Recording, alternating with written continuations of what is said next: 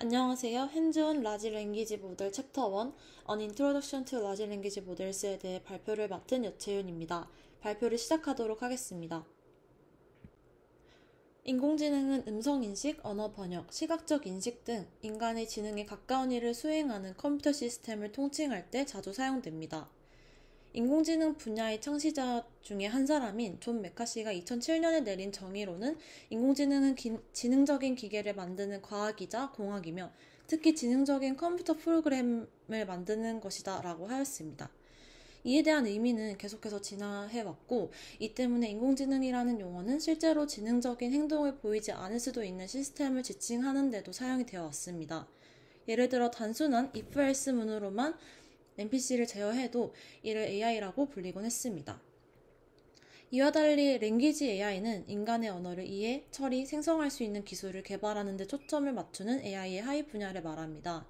이는 예전부터 자연어 처리라 불리던 분야와 비슷한 의미로 쓰이는 경우가 많습니다. 상단 피규어는 랭귀지 AI의 역사를 보여줍니다. 언어를 표현하고 생성하기 위한 여러 발전과 모델들로 이루어져 있는 것을 알 수 있습니다. 이러한 랭귀지 AI는 텍스트 입력을 처리해서 다양한 작업을 수행할 수 있습니다. 랭귀지 AI에는 백업 월즈라는 기법이 있습니다. 이는 비정령 텍스트를 나타내는 기법 중 하나로서 이는 기본적으로 위의 그림과 같이 작동합니다. 먼저 토크나제이션 과정입니다. 숫자 형식으로 표현하고자 하는 두 문장이 있을 때 이 두 문장을 공백을 기준으로 토크나해줍니다. 이 토크나가 끝나면 두 문장에서 나타나는 유니크한 단어를 모아서 하나의 보캐블러리를 만들게 됩니다. 이로써 두 문장을 합쳐서 중복되지 않는 단어들의 목록을 생성하게 됩니다. 마지막으로 각각의 문장에서 각 단어가 몇 번 나타나는지 카운팅을 해서 백업월즈를 만들게 됩니다. 하지만 이러한 공백을 기준으로 토큰화하는 방식에는 한계가 존재하는데 예를 들어 중국어는 단어 사이에 공백이 없는 경우가 많아서 이 방식을 그대로 적용하기가 어렵습니다. 또한 언어를 문자 그대로만 취급해서 텍스트의 의미를 반영하지 못한다는 문제가 있습니다. 2013년에 공개된 월드2백은 텍스트의 의미를 인베딩으로 포착하려는 초기 성공 사례 중 하나였습니다. 인베딩이란 단어와 문장 같은 데이터를 벡터로 표현하되 그 의미를 어느 정도 반영하려 시도하는 방식입니다. 이를 위해 월드2백은 위키피디아 전체에 달하는 텍스트 데이터를 학습해서 단어의 의미론적인 표현인 시멘틱 리프레젠테이션을 학습합니다. 이 구조는 아래 그림과 같이 정보 처리 노드들이 여러 개의 레이어를 이루어서 서로 연결된 구조이며 각 입력은 입력에 따라 모델의 파라미터인 가중치를 가지게 됩니다. 워드2백은 문장 내에서 특정 단어가 어떤 단어들과 함께 자주 등장하는지를 관찰하여 단어 인베딩을 생성합니다. 어떤 문서에서 서로 이웃하는 단어의 쌍이 실제로 문장에서 함께 등장하는지 예측하도록 모델을 학습합니다. 이 두 단어가 실제 문맥에서 이웃하는지 함께 등장할 가능성이 높은지를 예측하고 이 예측 오류에 따라서 인베딩을 조금씩 조정해 나가는 과정을 수행합니다. 단어의 의미를 어떻게 인베딩하는지 알아보면 예를 들어 애플이라는 단어와 애니멀이라는 단어의 인베딩은 낮은 값을 가지는 반면 프루츠와는 높은 값을 보입니다. 이러한 의미 자체가 인베딩을 통해 단어의 의미를 포착하고 있다라고 볼 수 있습니다.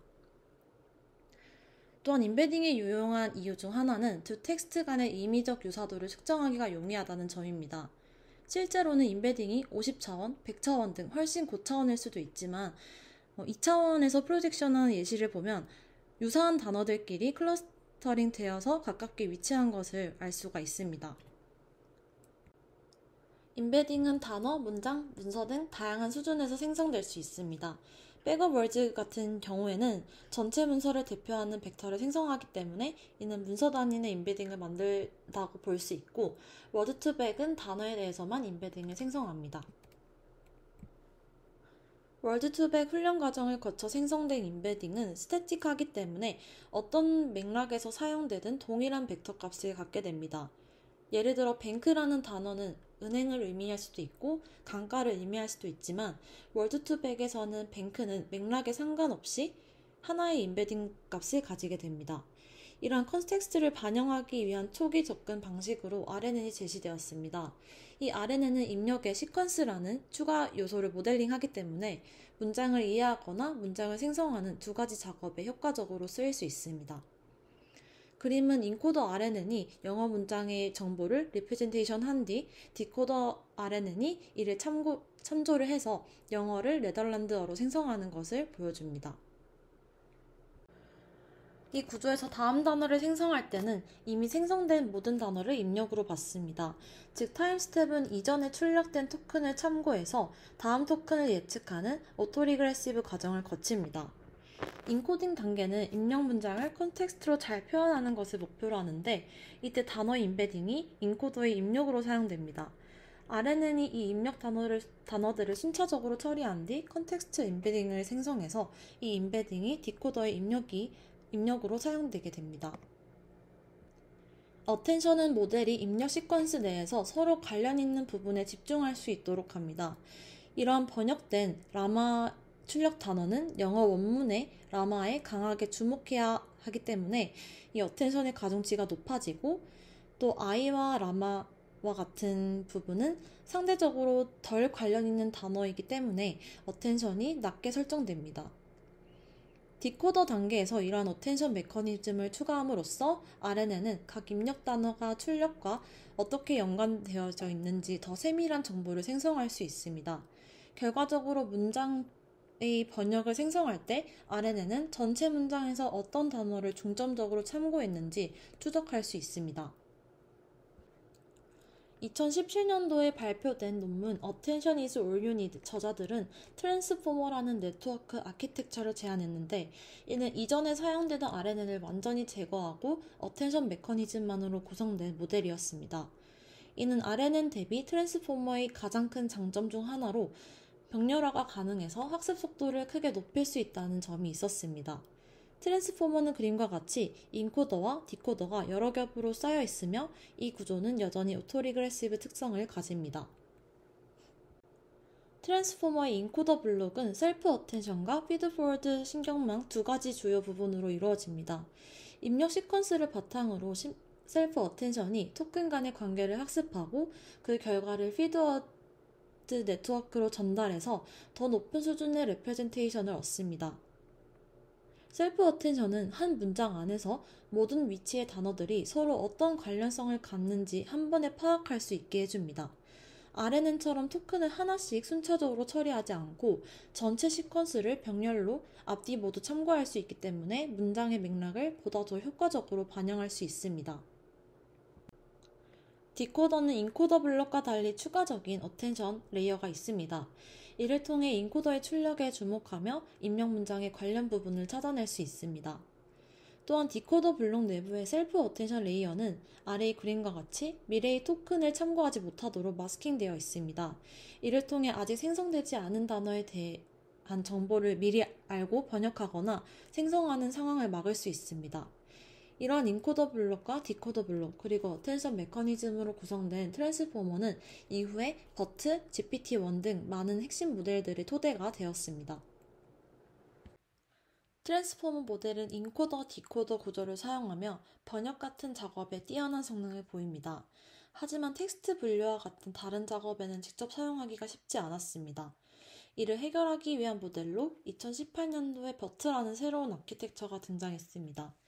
아래 그림과 같이 버트는 인코더만 사용하는 인코더 온리 아키텍처입니다. 인코더 블록은 앞에서 본 것과 비슷하게 셀프 어텐션을 거친 뒤 피드포워드 신경망을 수행하는 형태입니다. 버트의 입력에는 CLS, 클래시피케이션 토큰이 추가되는데 이는 텍스트 분류와 같이 입력 전체를 대표할 때 사용됩니다. 구체적으로 CLS 토큰을 통해서 얻은 임베딩을 이용해서 모델을 파인 튜닝하고 분류 작업에 활용할 수 있습니다. 버트는 마스크드 랭귀지 모델링이라는 기법을 사용하여 인코더 스택을 학습시킵니다. 입력 텍스트 일부를 마스킹 처리한 뒤 모델로 하여금 마스킹된 단어를 예측하게 합니다.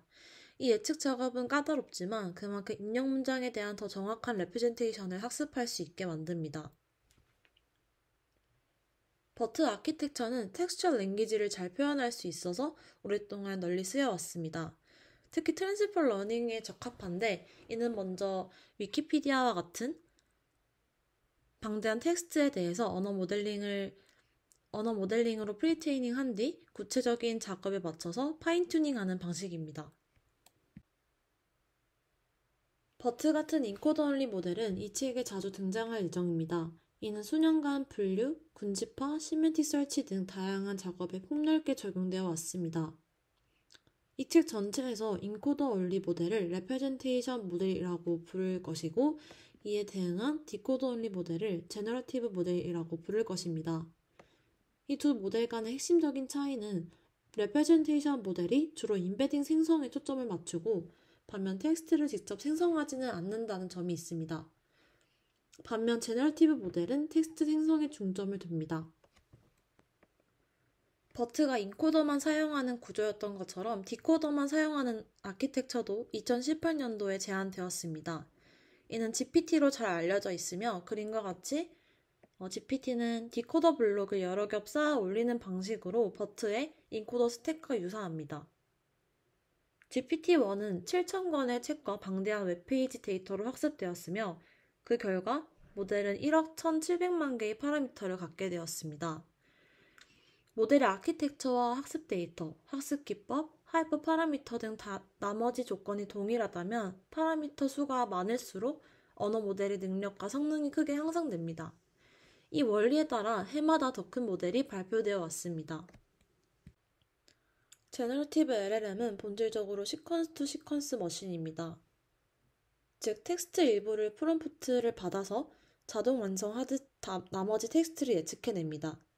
이런 모델을 가리켜 컴플리션 모델이라고 부르는 이유는 기본적으로 자동 완성 방식으로 답변을 만들어내기 때문입니다.